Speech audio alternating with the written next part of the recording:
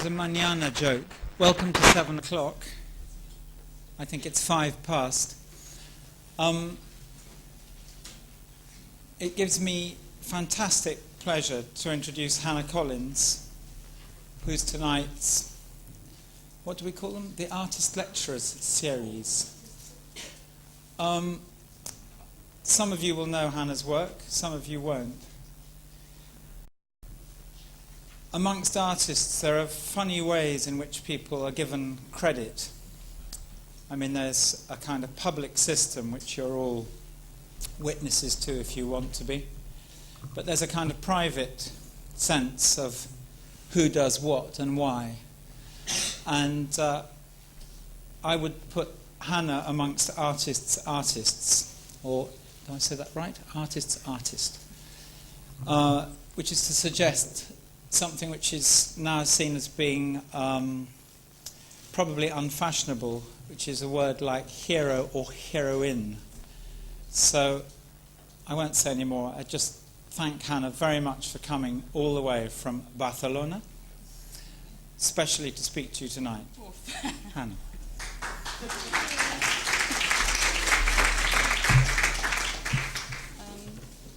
Should we get rid of the lights? Is that a good idea?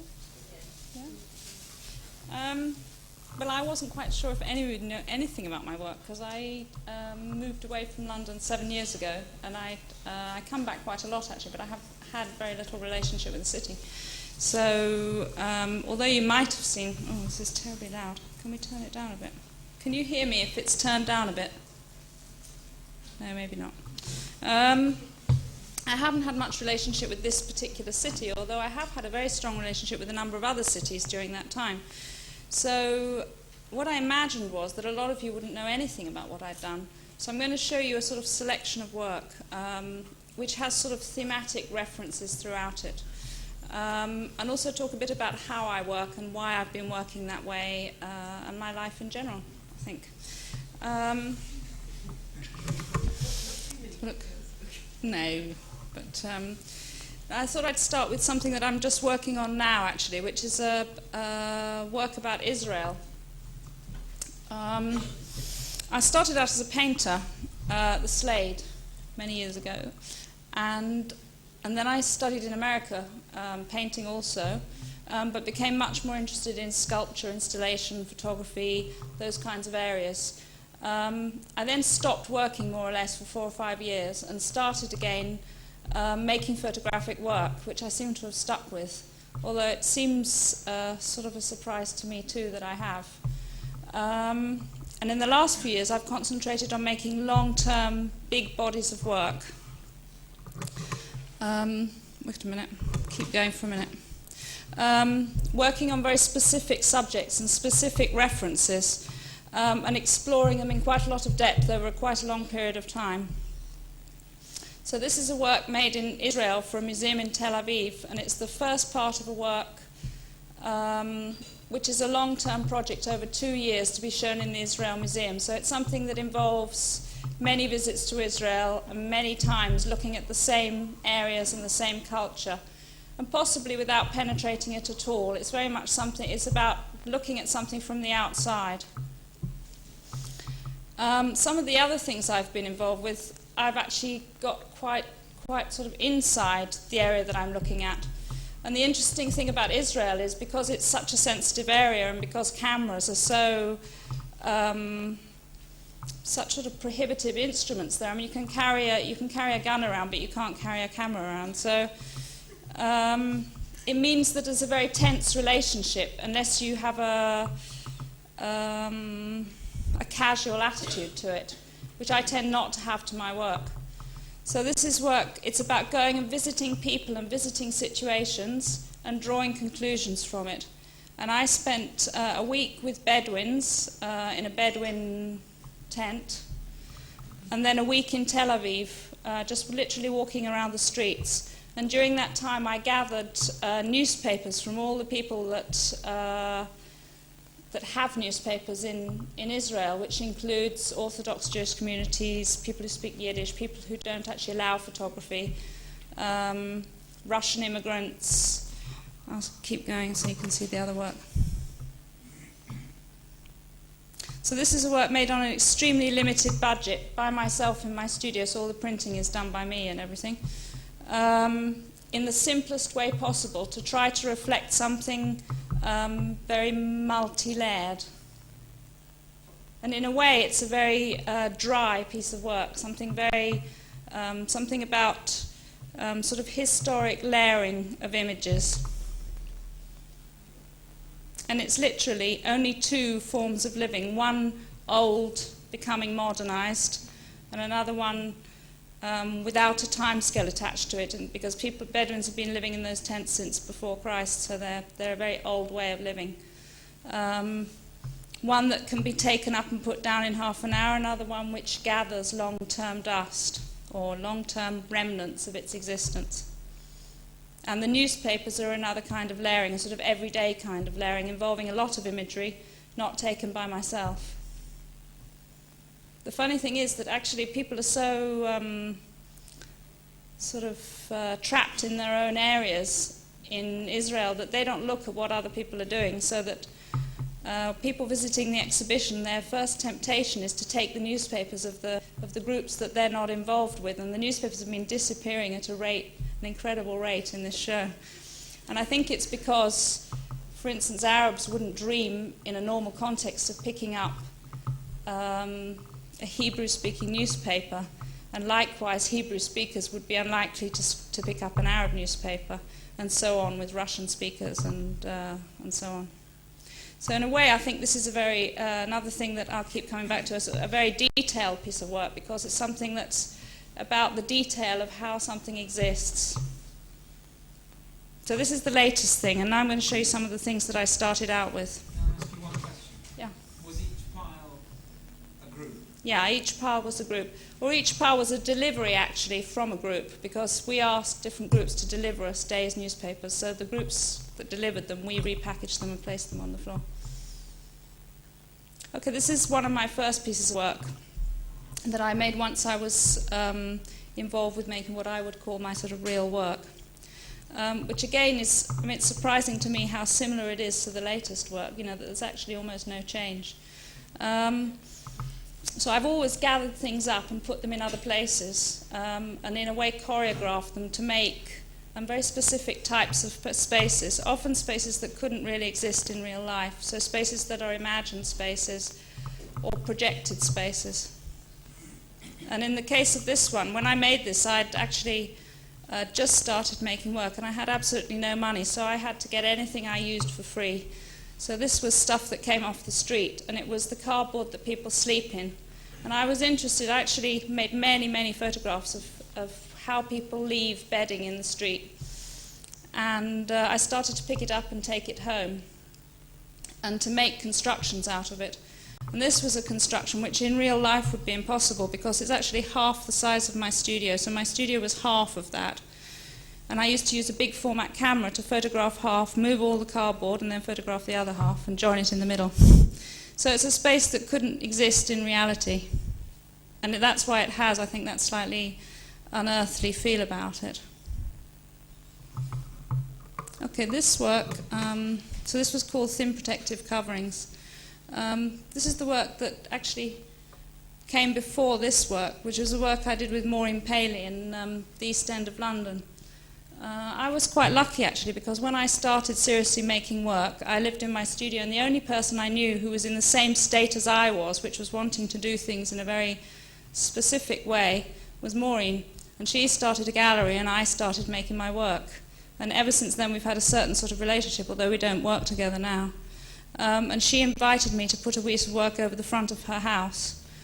Again, this is when I was sort of working very much from where I was at that time. Now this work, again, why I showed the Israeli work, this work is also work that involves photographs by other people or images by other people. So this is an archive image taken during the war. In fact, when this was made was during the Falklands War, so there was a real emphasis on war, on damage, on damaging other people, and on the pleasure of it. So I wanted to make a work which was sort of anti that, in which we had a very kind of simple sort of space involved in it.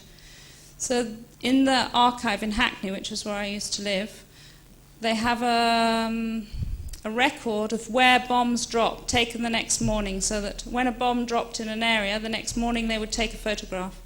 So they're records after damage. They're not records of events. They're not records of. They're not the record of the explosion. They're actually records of absence rather than presence, because they're always about what's actually been removed. So I made a whole series of works about that, and that was my first serious work, which I'll keep going and show you. I might come back to that one in a minute. And this was the first photograph that I found, which was actually looking out of where my studio was. I used to look at this view every day, and what made me start to ask questions was that there were roads going through the park, all of which had names. But the roads themselves didn't exist, they were just paths. And the names were evocative, like Leather Lane or Soap Lane, or by the name of a person. And I started to wonder and ask questions about the history of those. It's also, I don't know if Hackney's changed, I haven't been there for a while. But it was a very kind of empty area. I had a German friend that came to stay with me for a while to work, and she used to call it the Eskimo town, because the supermarkets only had about 3 things on the shelves. You go in and have to choose from the very few things. And I felt the streets were rather similar, that they carried a kind of history of what had been there before and an implication of what might be, but in fact there was very little there. So that was where I started working from, was this image. And what I tried to do was make a new circumstance and a new way of looking at that particular circumstance. And a new way of looking at the area in which I lived. And at that time it was very important to me that I also showed the work in that area. So it was a sort of self-contained exploration, which didn't go further actually than that spot in the world. It wasn't intended to travel, it wasn't intended to go to another place. It wasn't actually all that ambitious. When I look at a lot of the work that's just starting now, it's incredibly ambitious. And I don't think my work was very ambitious. It was just about finding out about something in my own terms. So I started to change the scale of images in my studio. I didn't have any skill with photography. I didn't know anything about it. I had to ask completely basic information from people. Just notice this is the wrong way around. Sorry. Well, so this is a picture of bomb shelters. So it's a picture of housing destroyed. I particularly picked destroyed images because I knew in the process of making the images I would probably destroy them. And I knew it was something I would have to change if I went on working photographically, but for the time being it was about destroyed images by someone about to destroy them. So these were seen as related to cinema, maybe very early cinema actually, and related to some kind of documentary experience, but in some way being sort of poetic. So I made these actually about 12 years ago, I suppose.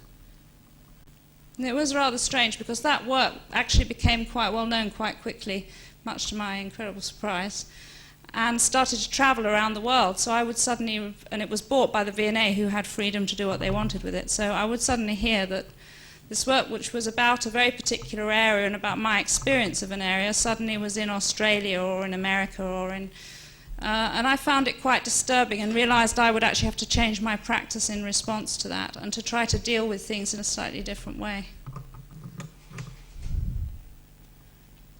So these were the pieces of work that I made following that. I'll go back to this one. So I realized I would have to start to construct. If I wanted to look at the area in which I was living or my own living experience, I would have to start to construct things. And I started to construct and photograph and light areas that I made. It's another one made at the same time.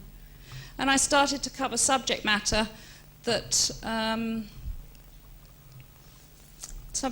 wasn't to do with the war, but was more to do with absence, and an absence I felt existed socially, historically, and in many ways metaphorically in the area in which I was living. Another thing started to happen, though, that I was quite disturbed by, which was that it was seen as exotic. And I think, actually, I've just been to see the Royal Academy show today, and I was thinking how exotic that seems. You know, to people outside of the experience of making it, it seems very exotic.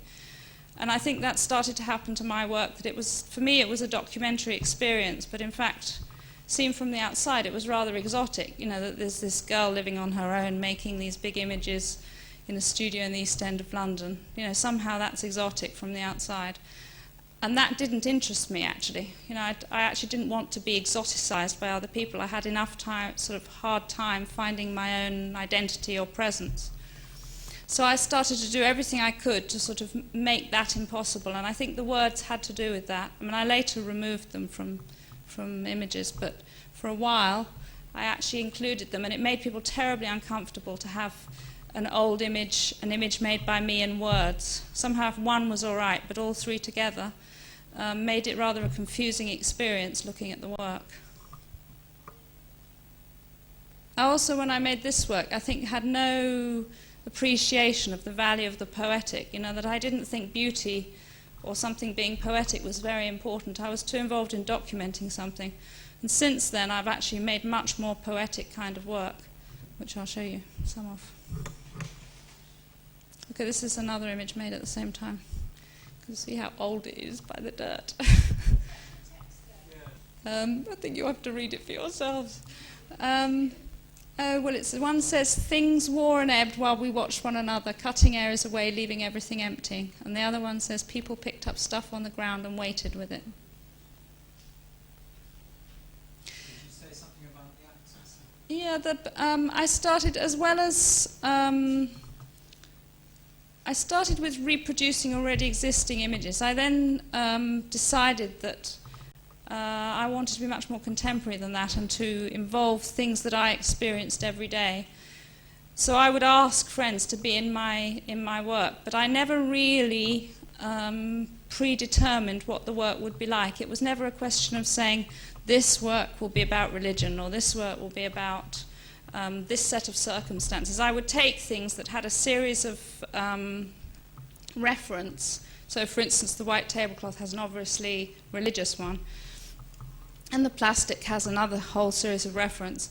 I would take things that had reference and I would put them together in some ways in quite a casual way, and I would then ask the people in the image to take part in the experience of making the work. I think they found it quite unsatisfying, actually, because one of the things about taking part in a photograph is that there's actually very little reward for doing it. And also it's a moment that passes. I would make very few images, so maybe 4 or 5 different images, and I would work with the people and their relationship with one another as a kind of a director. And at that time also I became aware of film much more, about the moments in film, for instance in Tarkovsky or Wim Wenders or Herzog or a lot of German filmmakers, which up until that time I hadn't given much space to. So I was interested in historical and social space, I suppose, and the interactions within it, in a very subjective way, and I never tried to really remove my subjectivity. Okay, I also started to make books, which I'll talk about later because I've gone on making books now in a more commercial manner. But I had a lot of refuse from the material that I was using, and I would reprocess that in all sorts of different ways, by making books, by making small prints, by collaging things. So it was rather strange because the big prints started to find a way of getting out into the world very quickly, and I would find myself accompanying them to different spots on the earth. But there was all this other stuff that I've always produced, like writing and smaller prints and drawings and all those other things that we all do, that I never showed. And in fact, it's only very, very recently that I've actually found ways of putting that together that will work outside of my own studio. So I very sort of quickly developed a sort of double practice. One was very heroic, the making of these big works that went to different places, that represented whole zones of experience. And the other, which was very small and private, really. And that's something I've had to work very, very hard at putting together later on. Okay, this is other work made at the same time. I'm going to show you a few of these, because the other thing that happened was, because my studio was rather small, I never actually saw the work put together very often. I would put it together in the gallery. I printed it in several parts in my studio, and it would then leave, and I would see it in the location to which it was destined, put it on the wall, and never see it again very often. So what happened over a period of about 2 years is that I got so involved in the process that the result of that, what I actually saw at the other end of it, almost ceased to exist from my point of view. I also made objects with words printed on them and other kinds of things like that. So these were blankets that had sleep, consume, and then a whole series of sentences related to existence printed on them. I also became very involved in the body of the viewer, how people related physically to the work that I was doing. So I would very specifically put together an image with a view to how the viewer would relate to it when they walked up to it, walked away from it, walked past it. The kind of view that was available to you in relation to an artwork. So I dealt with scale very much from the point of view of my own body, that was very present in all the work. And also my own doubts, that I think they're not works that you're obliged to view in any particular way. You know, they leave you open to come and leave from them. Okay, this is another work made at that time. I actually picked out the specifically architectural works. So there's lots of works that aren't here. This is a work that I showed in the ICA in London, actually, which was the last exhibition I did before I left Britain, actually. So this is... Anyway, this was the staircase of the foreign secretariat next door or something. It was a Nash staircase anyway. By this stage, I'd actually learnt to take and print photographs. So that was something that... And I think because I was studied in America at a period when minimalism was very powerful, I think minimal is a very strong force in my work, that I tend to reduce rather than expand, and I tend to make less rather than more images.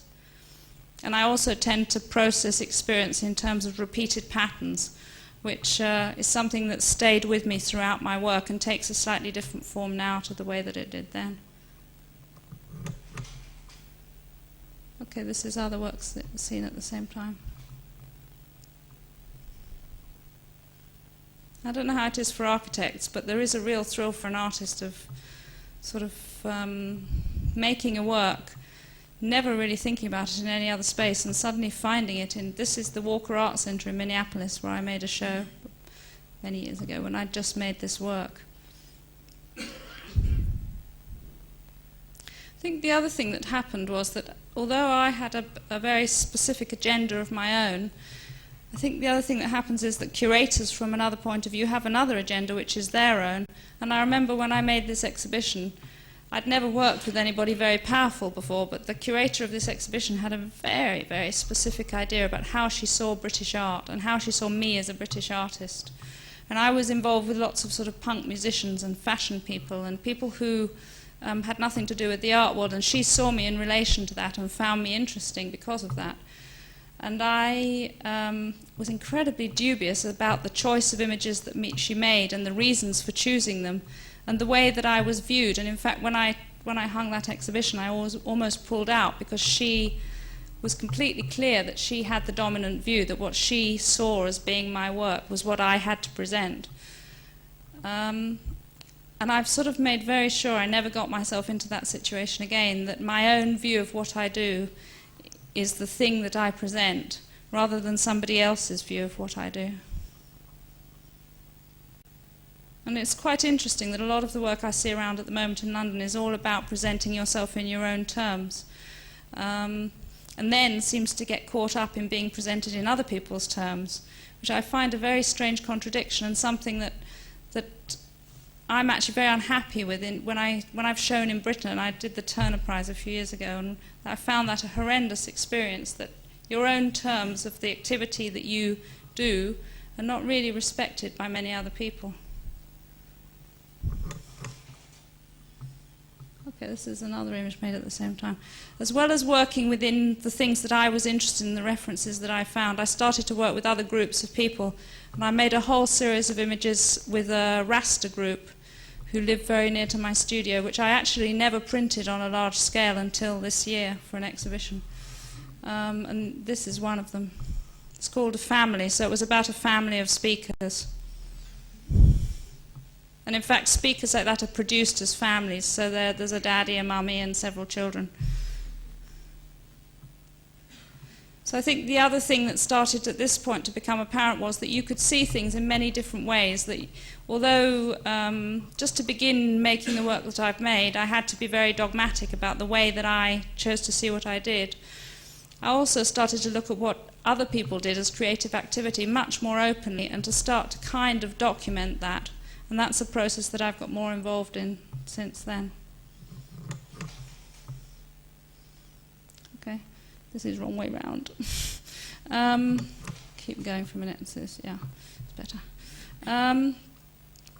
I also found myself slightly trapped in documenting my own existence and the people around me, and started to want to break out of that. And I went to Egypt to make a whole series of landscape images. And this is a show I made at the Icon Gallery in Birmingham, actually, which involved an archive photograph taken from the 19th century, which was sort of a very imperialist photograph, and then a series of photographs of the desert in Egypt. So they were images of kind of cultural wreckage, I suppose.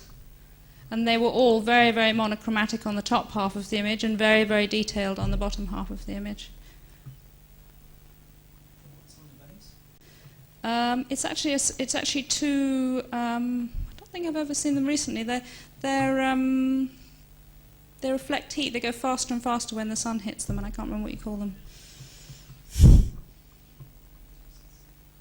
So they were a moving element in the exhibition. So they went round and round because of the sunlight in the place. I think the other thing that I went against totally is the perfect making of any kind of artwork.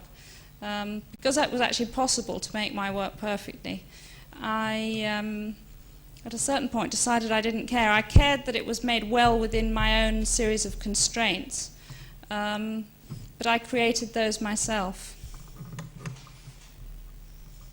So I'll keep going with that because there's another couple. Yeah, that's a better view of that one. So at that point I was working very, very specifically with how I wanted the viewer to be able to and allowed to relate to the work.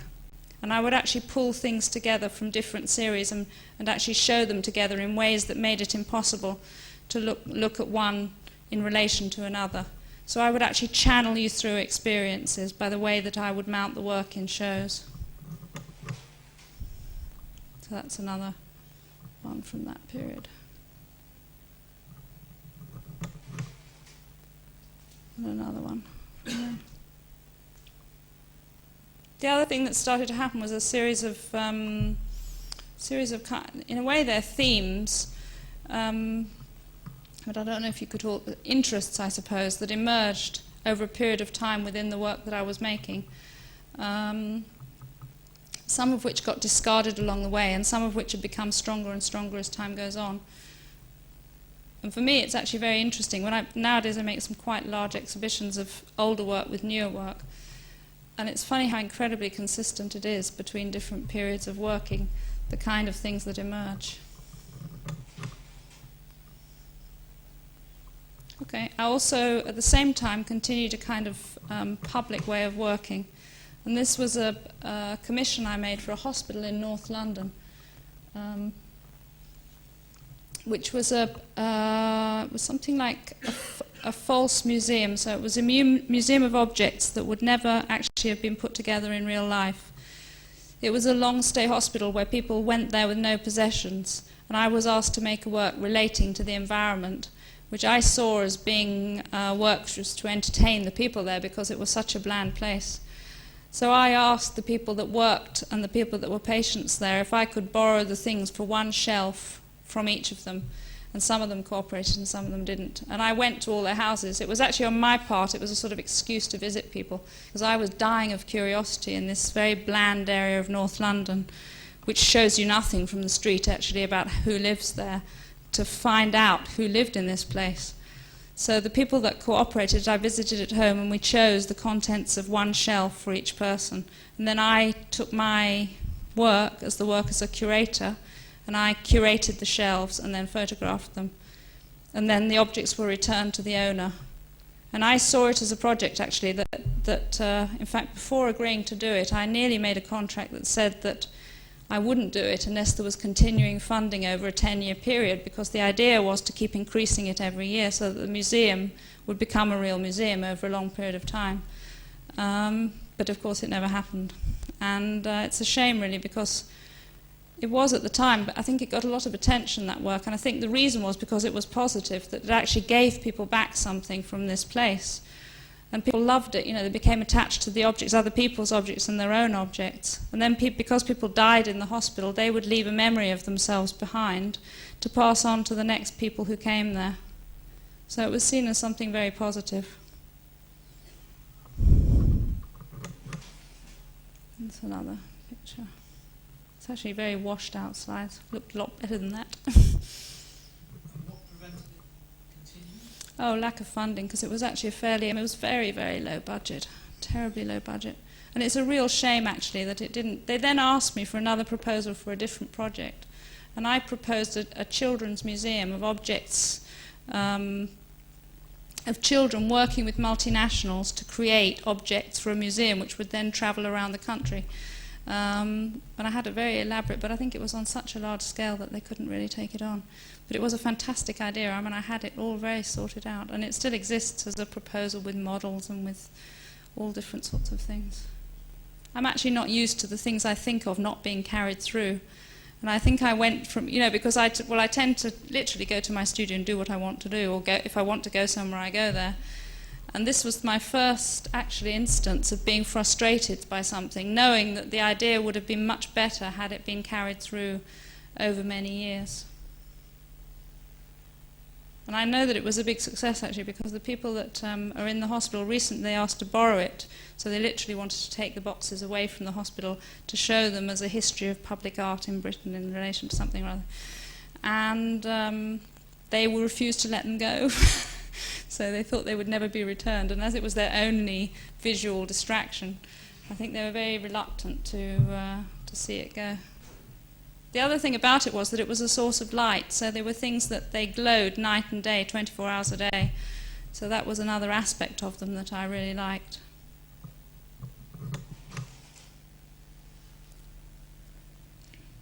Okay, these are other images that I made at the same time.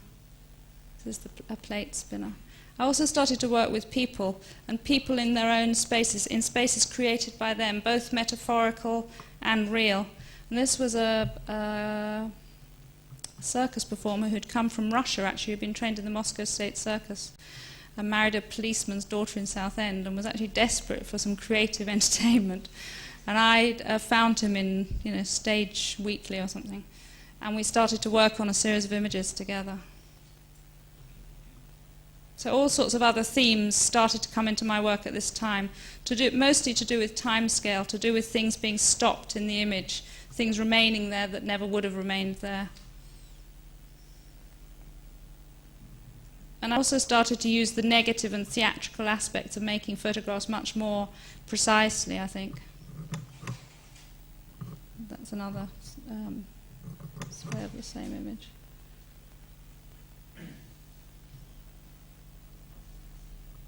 Okay, the other thing I think I discovered around about this time was that I was impossible at making I couldn't make progress. Progress wasn't something I really could relate to, that I never really became better at anything, I simply continued it. And that's something that I've gone on being very sure about, actually, is that that making work is not really a matter of going forward, it's a matter of expanding in some way and going outwards. And so I've never really made series of works that then stopped and gone on to another series. I've just continued making work. So sometimes I go back to things that I started with and continue making them. And this is a series of works I made at the same time as that, which have gone on being made. So I still make pieces that involve tables.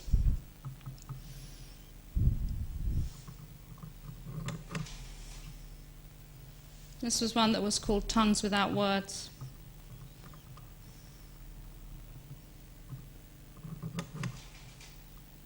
Okay.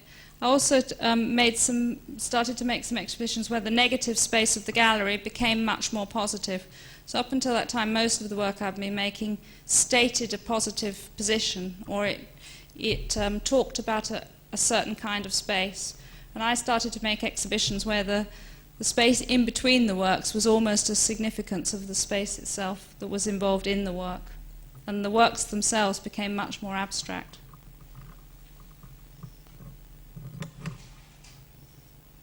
Another one. This is all one exhibition, actually.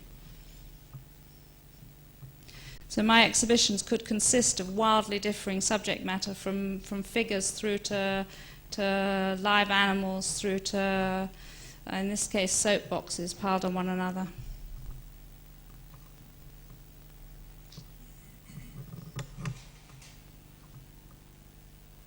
Okay, this is the last image I made before I moved to Spain. So it was a sort of, I live in Barcelona. I don't think I said that, but so this was the last image that I made.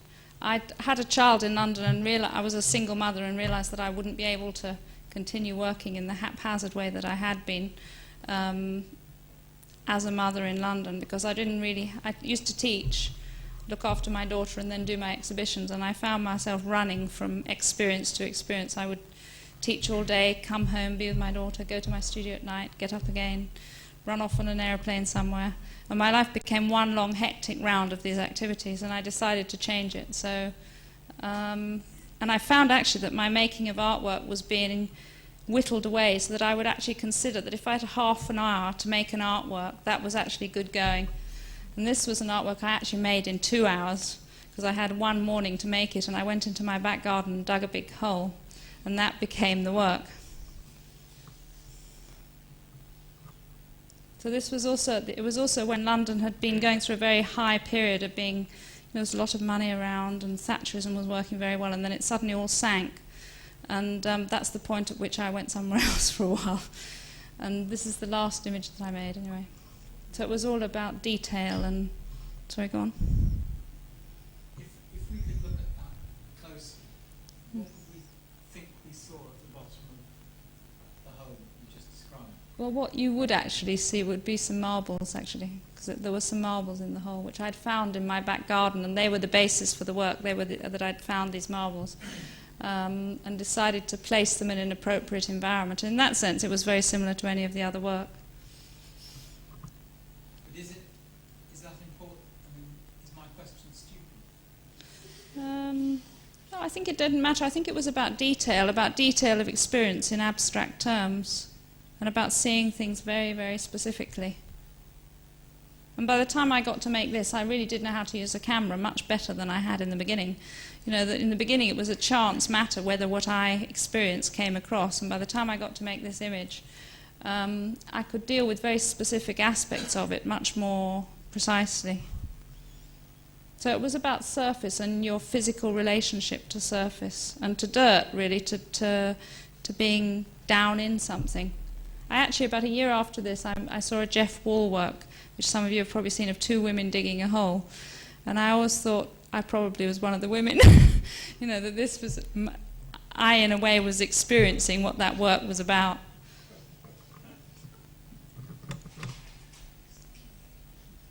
Yeah. So this is some of the first work that I made in Spain.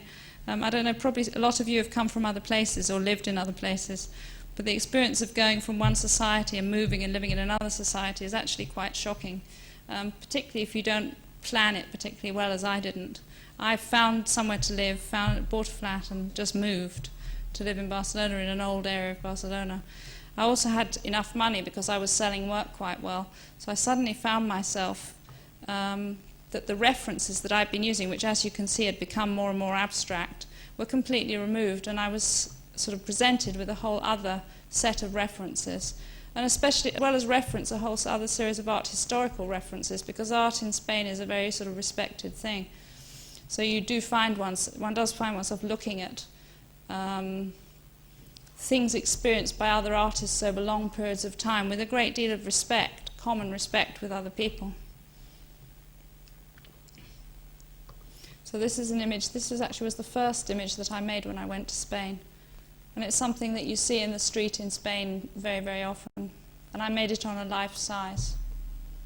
I think the other thing I became aware of, rather like the first cardboard images became kind of icons, and the first desert images similarly became kind of icons, that at some points in time I've been aware that there is the potential to create a kind of an icon.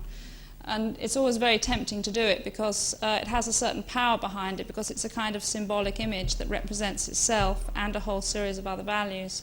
And this was one of those images. I don't know if it was because it was the first, but I think rather like the dirty hole in the ground being the last, this was the first of something. I also became much, much more aware of culture as a force that that one is subjected to, as well as a force that one rejects or accepts, which I think in Britain is much more clear. You know, that, for instance, the music scene in Britain is a very highly developed thing, and that's a rejection of a whole series of other values and an acceptance of a new set. When I went to Spain, that new set didn't exist in a very strong form. It existed in a written form, and actually now in terms of architecture it exists very strongly, that things are being built. But when you looked around you for signs of a culture, they were very historic and very old, and things that dated back up to 400 or 500 years, which were the things around you that I found myself looking at. And it was actually difficult to find contemporary references to things that weren't historical. For instance, I don't know if you know the work of Susana Solano, who's a sculptor who lives in Barcelona, but her work is, you know, based in a particular period of history and a particular acknowledgement of history. And I became involved in thinking about that. And I thought maybe I should show the video now, because when I went there I made a video as one of my first works, and it was an aria from an opera shot in the landscape in Barcelona, so it drew together a lot of themes that I'd been working on, and perhaps it's a good entertainment to have now. Got to turn the video on. So should I turn this off? Oh. So this is a 7-minute film piece that was shot on 16mm, projected on video, meant to be seen on its own in a space, in a very sort of quiet, on its own space.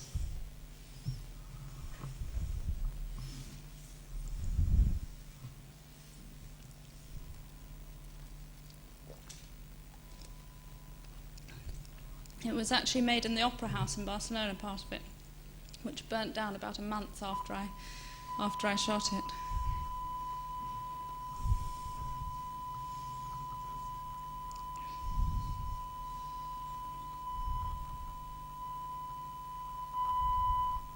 It was made with a producer as well, the guy that worked with Derek Jarman on a lot of films. And he made Blue, for instance, which I don't know if some of you have seen. But anyway, this was made with him. And it was made with money from the city of Barcelona, so it was the first thing I did that was actually funded by Spain rather than by Britain.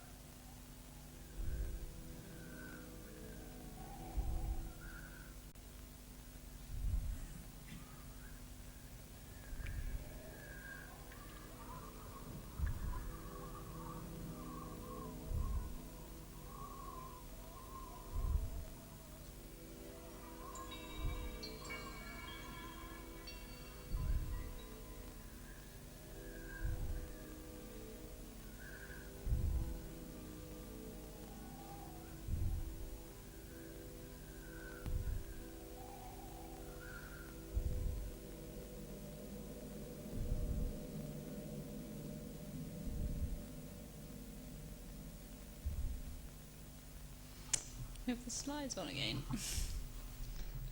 Go on to the next one. So that was a work that sort of stood in the middle. That's why I sort of put it in the middle of all the other work, because it, in a way, it crosses a lot of different boundaries between different areas of work.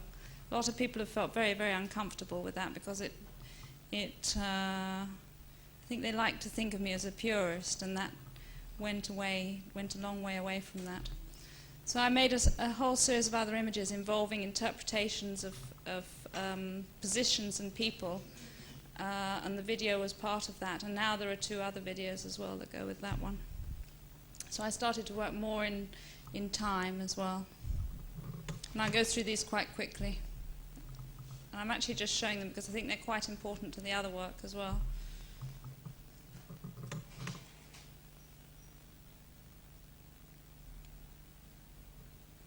This was an image I made actually. I borrowed some wigs when I came back to Britain one time and actually made the image in Spain. It then somehow got into somebody's press archive, and I found it appearing all over Britain in newspapers, unpaid for, of course. And I found myself in Heathrow about 2 years ago in a newsstand, going to buy myself a newspaper on arrival in London. And what was on the front cover of Time Out but this picture on an article on justice, British justice, or the British judiciary or something. So that's what I was talking about, the iconic value of certain images. Oops.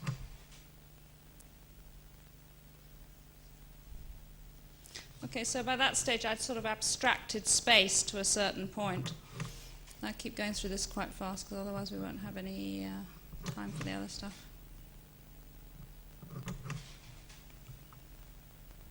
I'd also started to remove certain kinds of content quite a lot.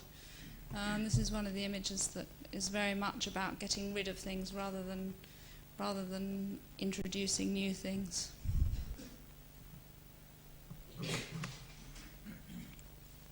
Okay. I also realised, as I'd realised in Britain, I don't know if I'm a natural, somebody who never feels comfortable in one place for too long, but I started to want to work in other places as well as Spain. And one of my reasons for going to Spain was that I knew there was an incredibly rich connection with South America and with other Spanish-speaking countries. And rather like most British people, I was very poor at speaking languages. And I thought that if I learned at least one other, I would have a much wider relationship to cultures and be able to make work that at least in some way reflected a wider viewpoint. So I started to travel, and this was a work that I made which was sequential, all placed on panels in a gallery. I think it was something like 64 panels that went right the way around a huge space. And it was about a journey in Morocco. So I went on a specific 2-week journey to make images, and I made images every day that I included in this piece. And it was called Stone Free. So it was about a sort of temporal and architectural experience of being somewhere over a period of time, a very specifically defined period of time. These are some of the images. I actually don't have any overall views of the work, so I'm sorry about that. And I also split the images. I started to kind of disregard the overall nature of the image and make splits every metre or something, so each panel was a metre, and then they were all joined together at the back over the whole piece of work.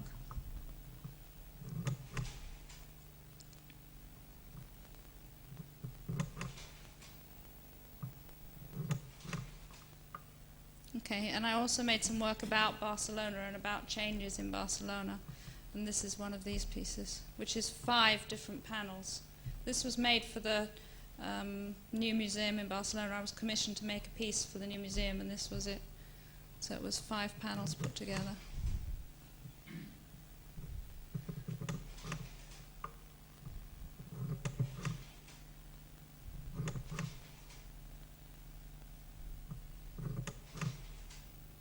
Okay, now I'm getting on to something a bit more recent, so I'm just going to talk quickly about the last 2 years' work.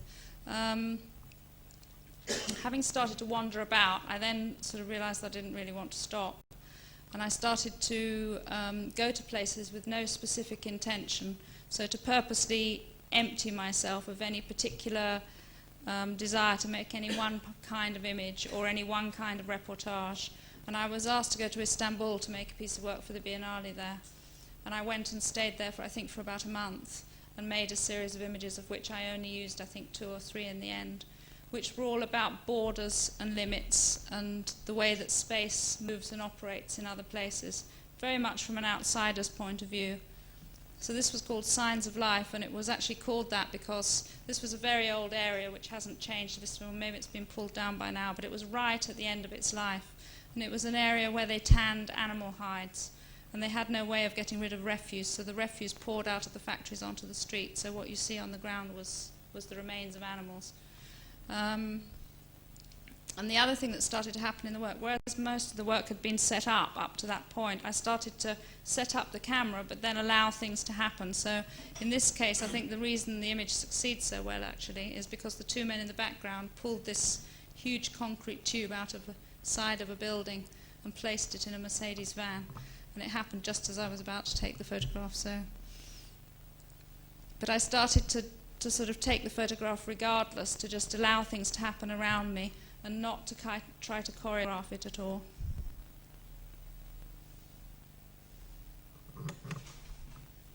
This is another image made at the same time.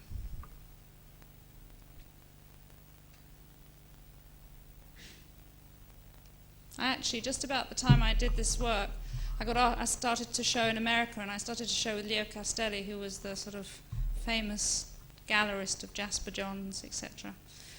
Very famous 60s American artists. And the work that he actually was interested in showing was the work that had historical reference in it, and this is my first show at Castelli, actually.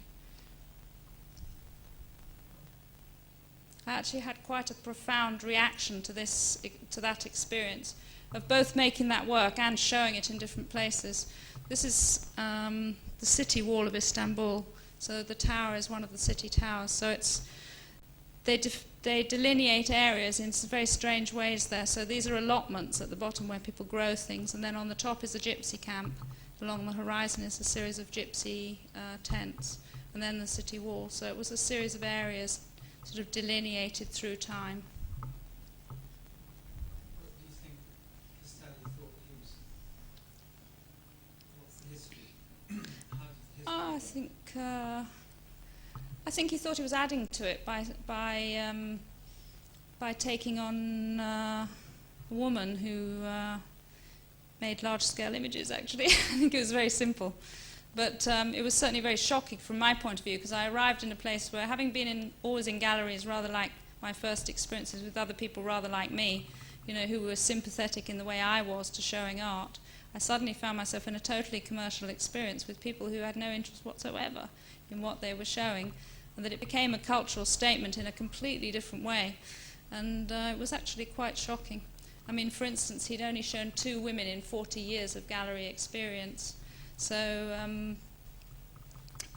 the reference was so completely exterior to anything that I understood or could feel sympathetic to, that it placed me very clearly where I was, actually. In a way, it was very good for me. I don't know if any of you have ever had the experience of working for something that you felt you had no connection to. But in a way, it throws you back on yourself.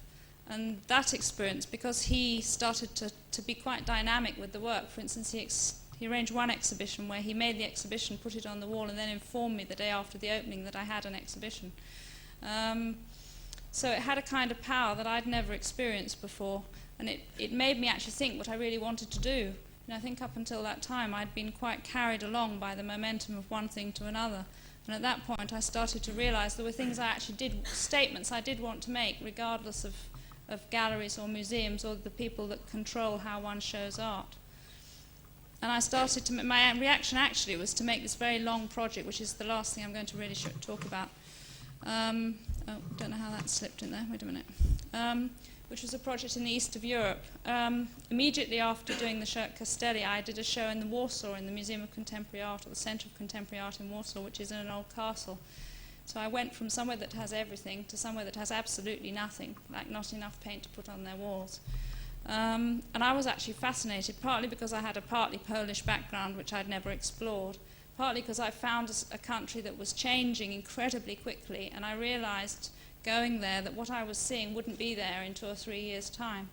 And I decided to make a kind of documentary exploration of a particular situation. And I worked on it for 2 years, going to Poland for about 6 times and making these large-scale works. And last year I started to show that work, and I made a show in the Irish Museum of Modern Art, and another show in Spain, which has been travelling around, which is all the work together. So it's about 25 big pieces, all of which explore particular situations, some of which are to do with people, some of which are to do with architecture, some of which are to do with history, and some of which are very transient. So it's a very kind of wide-ranging project, and I'll show you the work from it. So this is the Jewish cemetery in Warsaw, which is actually in the Tate. I don't know if you've seen it, but it's been up in the Tate recently.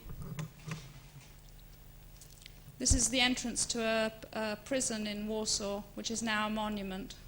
So it's a monument where they've put this young tree in the foreground, and the old tree is a monument that was made after the war. And the prison was actually underground, so what you see is a sort of surface. So this was a sort of continuation of the work that I started in Istanbul. So very specific, very, very quiet work. The overall exhibition is sort of absolutely silent when you move through it.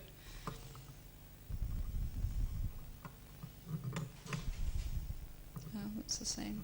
Keep going.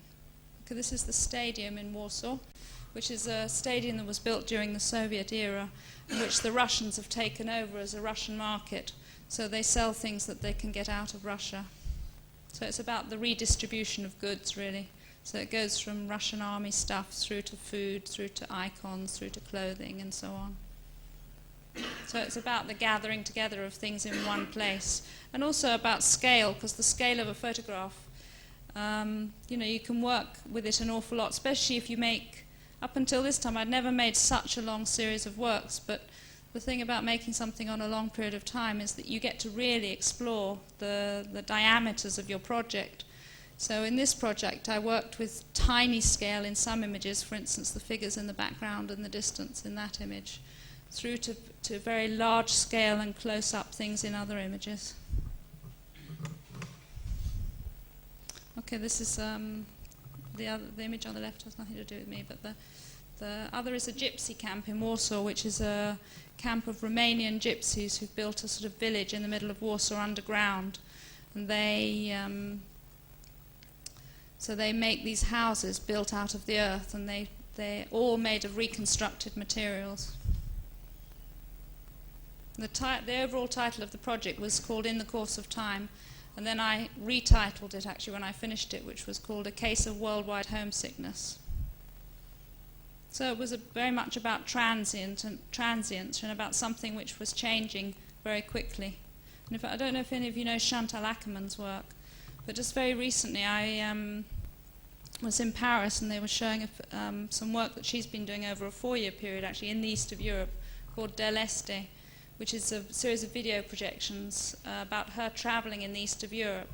And she'd done something actually incredibly similar to my project, which was just to travel, just to go to places and to allow things to happen in front of her. And it's actually very, very moving. If you ever get a chance to see it, it's a great piece of work. And it's a series of video images in a gallery. So this was one of the things I found as I travelled around. See if you can see it a bit better there. The other quite good thing about having a long work, which you spend a period of time developing, is that because your definition from the beginning is that you have to show it together, one of the frustrating things over a period of time for me has been that the work I did in the beginning I've often never seen again, and I'm sure that's true for many artists, but even if it's in my studio, it's rolled up. It's something that I physically never see again. So this gave me a chance to see a lot of work at one time, because the definition of doing the work was that it would be seen as one project altogether in one place at one point in time. So it was actually very, very pleasurable to work on. Okay, let's see if I can find... Yeah. So this is an image of... it's actually the road going to Auschwitz. The way that I travelled was just to find myself somewhere and sort of take direction. So I would find people who would send me to another place or another area or another. And my host was the woman who runs the Centre of Contemporary Art in Warsaw, who has a very noble view of her own country and kept wanting to send me to these picturesque regions. And one of the regions that she sent me to was the south of Poland, which is actually a long way from the sea. It's in this very mountainous, remote area. And she sent me there to a castle on the border with Slovakia. And on my way back, I passed Auschwitz, so of course I had to go there, which is in Poland, which I hadn't really thought about at all, because one of the definitions of my project and one of the reasons I actually wanted to do it in Poland was I wanted to do something in the middle of Europe, somewhere that was not about the edges of Europe, but about what happens right in the middle of Europe in that landmass. And the south of Poland is more or less in the middle of Europe. So this was an image I took almost by chance, actually, when I'd been to Auschwitz. I actually heard another artist talking recently, and I can't remember who it was, about the experience of going to visit a concentration camp and realizing that they didn't want to make any images at all, and they didn't even want to go there, really. And I had that experience, but I found myself making this image almost, it seemed by accident, on the route back from there. I think all the work that I did in the east of Europe, most of the images contain more than one type of experience or more than one zone of experience in one image. So they either combine the traditional with something much newer, or they certainly layer history in a particular way. There's another image made there. This was made in a factory in Krakow.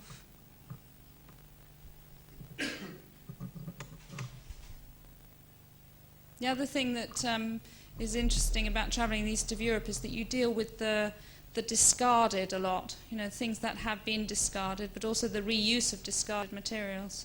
I don't have another decent slide of the work that's this work, which is a picture of a farm in the south of Poland, which in a way is all about temperature and protection. It's very sort of monolithic, has this sort of wooden architecture in it, and then the snow in the foreground and animals in the middle.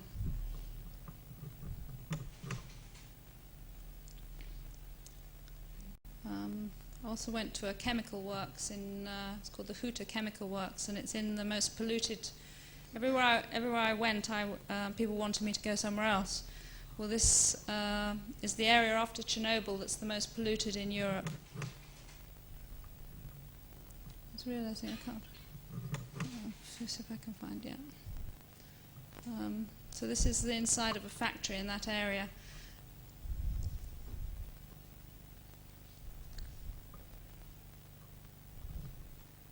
Okay, I think this might be the last of that series. It's actually missing an awful lot of images, I'm afraid. It's one of the problems with the showing of them is very often not enough space to ever take a photograph. So many times the work just doesn't get documented because of it. Okay, as well as doing very long-term projects, I've also gone on doing little funny things in Spain, in Barcelona, little projects that I show to friends or I just show locally or something. And in fact, another result, I think, of showing on that sort of very international scale for a while was that I had a reaction to it and wanted to do things which were much more fun than that, really. And I think, yeah, this is this is a piece of work that I did in Barcelona for a tiny gallery just beside where I live. And it's just images of birds taken from the internet and printed out on huge. In my attempt to find ways, because I go on making my own work, and some of it, when I made the big project, I really did get terribly tired of working on these enormous images, which just physically is quite draining. But in fact, a lot of the precision of the image is made during the printing of it, so I never really can hand it over to somebody else. And in fact, there's quite complex judgments made at the time of printing that allow those images to exist with the sort of presence that they do. So I was searching for a long time to find a way of getting away from the printing, and Hewlett-Packard lent me a plotter, and this was an experiment with the plotter, really, that turned into an exhibition called Birds. And in fact it has another, that's the rest of it. So it was a sort of go mad on the internet project. But I actually quite like it, and I've always thought if I found ways of working with it again. It was also something that had many historic reference, because I simply looked up the word birds on the various search engines and started gathering together images. So it went from birds which were extinct through to museum skeletons, through to travel brochures, through to specific types, through to Alice in Wonderland and birds, through to etc. And I thought I would end with that so that you'd have something colourful to look at. So, that's all I'm going to show you. Missing out lots and lots of things in the middle.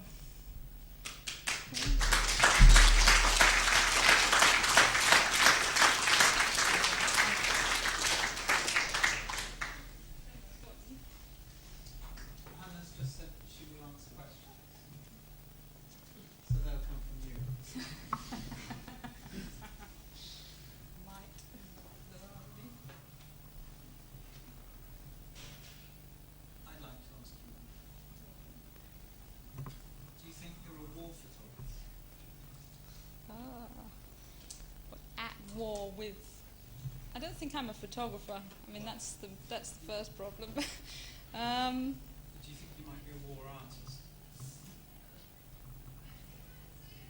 Sometimes I have been, yes. But I think that's one of the nature of my work, is that I've been lots of different sorts of artists, actually. You know, that it's actually, the minute you try to say it's this, that it turns into something else. So I think,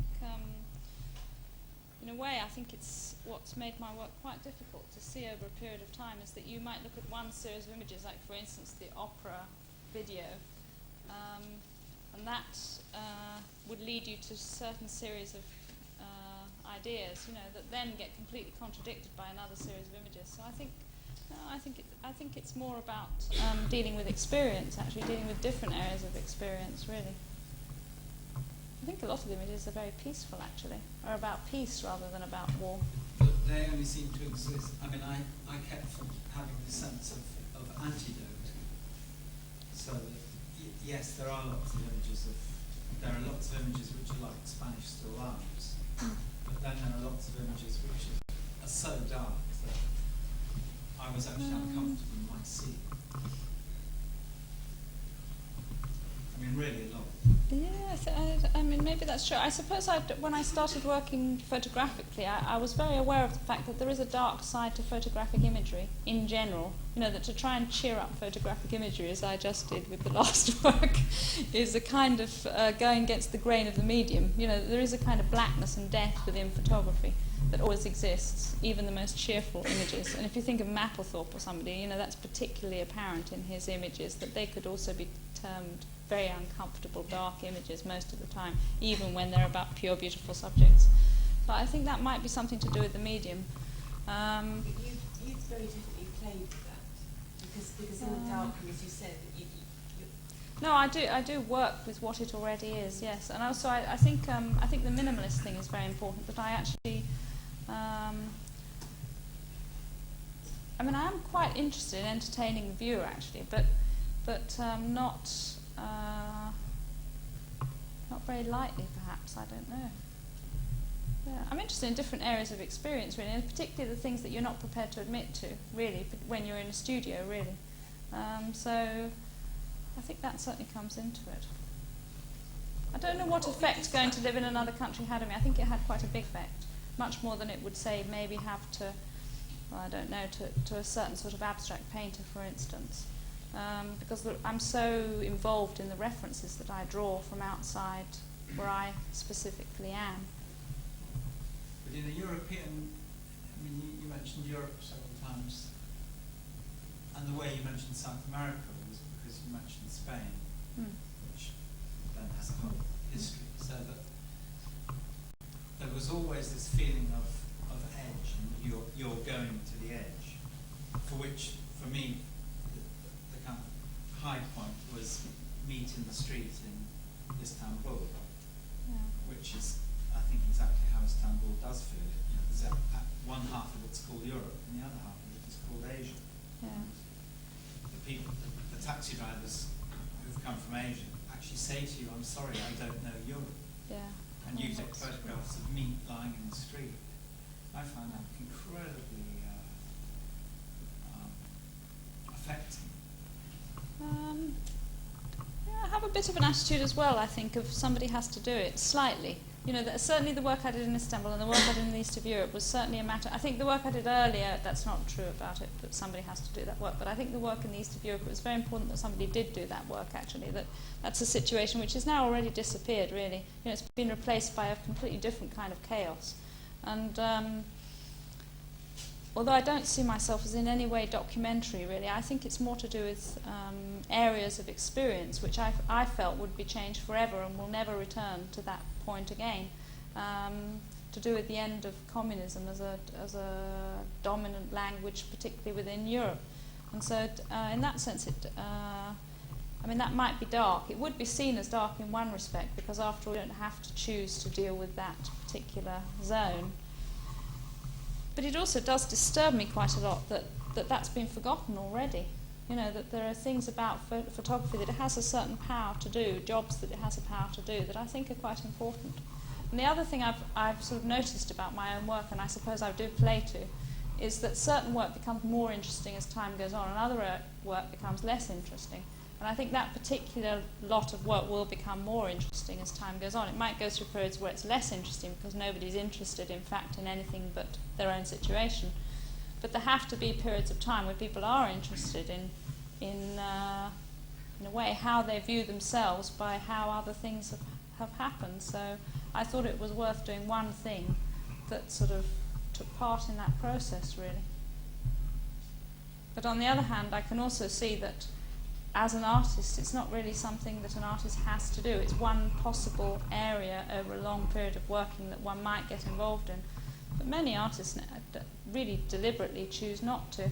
I think it was a bit as well my replacement of working. When I was working in Britain, I did actually get quite involved with making projects for public places and for working with people in art schools and for so working with situations and people. And when I went to move to Spain as an outsider, I couldn't do that anymore. I actually had to see it another way.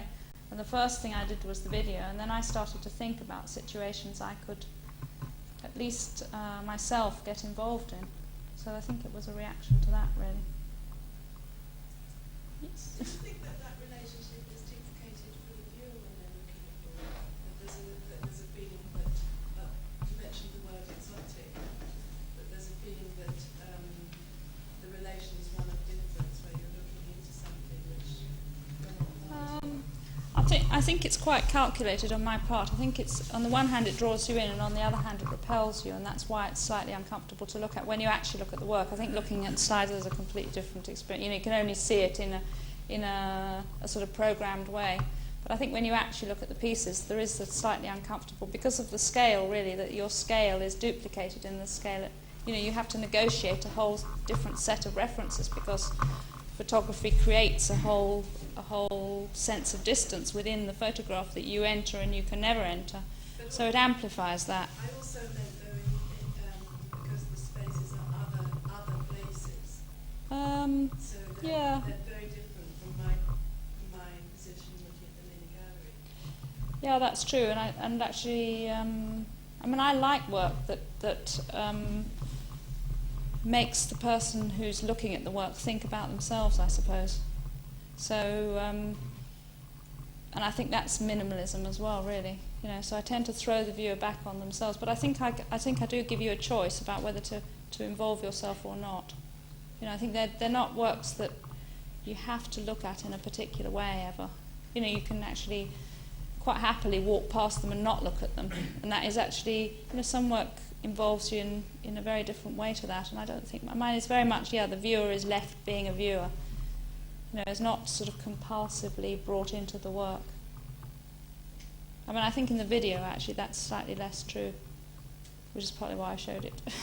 You know, that it involves you in a slightly different way, because you get involved in the theatre of it and the sense of history, and that, in a sense, is quite uncomfortable too, because aria is, an opera is such a distinct cultural force. But what's the discomfort in that relationship? Is it to do with the fact that these places are exotic in relation to and also that they might not be there, I think. You know, that they're historic, but they're also, I think they're only sort of just there in the photograph. They're only just convincing. I think if they were bright colour photographs, with a lot of detail and very precisely made, I think your reaction to them would be very different. I think then one might feel that one knew the references rather more easily of how to look at them, really. Could I draw you on that tension between the exotic and the minimal? Initially, you talked about your early work being described as exotic, and rejecting that and used the word exoticism, which is an interesting word. There seems to be this tension between the minimal and the exotic. Talk a bit more about that. Well, nowadays, when anyone ever writes about work, they always write that it's absolutely not exotic and terribly mundane and down to earth and difficult to actually... I think any photograph is exotic, actually. I mean, it's very difficult to take that away from photographs, you know, because they always picture the other, and that always becomes exotic. So just to choose to work with a photographic image involves one in that tension. And also to choose to work with any historic image involves one in that tension. And I think a lot of artists that have chosen that route have chosen to keep a very cold and distant view of their subject matter. And I've chosen to involve one slightly more in it by the way that I make the images. So that's the thing that I'm actually interested in, is the extent to which you become involved by the way that the images are put together. Do you think you're very involved in the localities of the places when you're actually taking the pictures? I'm talking specifically about the meeting of those gypsies in Borsa. No, that was actually a very difficult situation. I mean, that was, you know, I was literally, someone said, you must go to this place. And, but it was incredibly uncomfortable, actually. I mean, it was extremely, extremely uncomfortable image to make because, you know, those people come from very, very hard societies, and that they were really into me making the image, but they really wanted to get involved in it too, including the camera. So, and also they speak a language that neither the person I was with nor I could speak. So that was actually quite a difficult situation. That's a very difficult, specifically difficult situation. But on the other hand, I think I'm a passer through, and as a passer through, that gives you certain privileges. I mean, when I started work, I always remember somebody talking about Richard Long's work, that you know, the trial of walking these 100-mile walks or whatever, that if I could go somewhere in a taxi, I would. You know, I don't really think hardship. It's about any kind of hardship. It's not, and it's very difficult if you suddenly find yourself making an image that involves hardship when your reason for making it is not that. So, I mean, my reason for making that image was really that it was about recycling, actually. You know, it was about the recycling of materials, because they are totally recycled housing. And it was made in relation to the other images. So, but sometimes I get involved, yes, over periods of time. With the Bedouins I got involved and actually made almost no images. So, I mean, that's the other thing that I bought myself a digital video camera in Japan and I haven't managed to use it yet. So I think, I mean, certain thing about the way that I work sort of keeps a distance, actually. And the minute you get involved in certain other media, you would have much more, you would be much closer to what you are making the image about. One of the things that you've only just touched on is you in the dark room. But a lot of the people here are missing the incredible power of the quality of the prints. Yeah. And True. and you've talked about space in one way, but the space when you're standing in front of one of your prints, the depth of when you move from your whites to your blacks, the fact that you normally are seeing a photograph, most people in front of you, you've got a frame of the room around it. You haven't. Your peripheral vision when you're standing in front of your works, it's the work as well. You can't go beyond it. And we fall into your works as much as anything, and yet they're also very textural.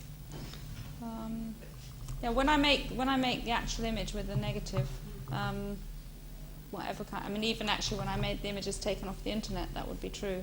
But I'm always thinking about how it will be when it finally appears. I've almost decided that at the point when I make the image. And sometimes it's quite dissimilar to so that it's not a very documentary view of what I'm actually photographing. You know, photography involves various layers of making, and so I can actually make the image, for instance, an image in a studio, then rethink it when it comes to the negative, and then when I actually make the print, I think again, because I'm actually, you know, hanging maybe 6 4-meter sheets of paper on a wall in a black space, and I think there's something about working in a black space, actually, that working in a blacked out space that involves me thinking in a different way, and I think it's a state that I get into that I would find impossible in a light, bright studio, actually, which is almost like dreamlike, really, and that's the point at which I interpret the image, is when I'm actually making it, and that's very highly personal. I mean, it's just like a really personal experience, actually. So, and that's why it doesn't really transform to somebody else making my work ever, because it's actually about what I experience at that point in time, making that image. Because I make choices about how deep a black will be in one area and how, so it's like making a painting in a way in a blacked out, it's like making a painting blind with a set of coordinates that you're following, really.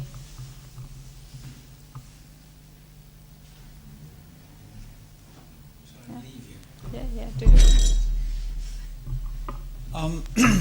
I'd like to thank Hannah enormously for coming this evening. I'd like to say something about the school, which is that it's very strange to spend an hour and a half with somebody. I don't know how many times you've used the word image, but let's say a couple of hundred. And I think that it's nice to be with somebody whose specific task is this drive to make images. And I think that there's often an incredible anxiety in the school about that word. I think it's one of the most difficult things for architects, is that no matter what you do, you end up making an image. And I think there's a kind of twist to what you contributed tonight that will maybe be like some kind of grain of sand for some of you. Thank you very much for coming. Next week, Hermione Wiltshire will be here, 7 o'clock Friday. And Hannah, thank you very, very much.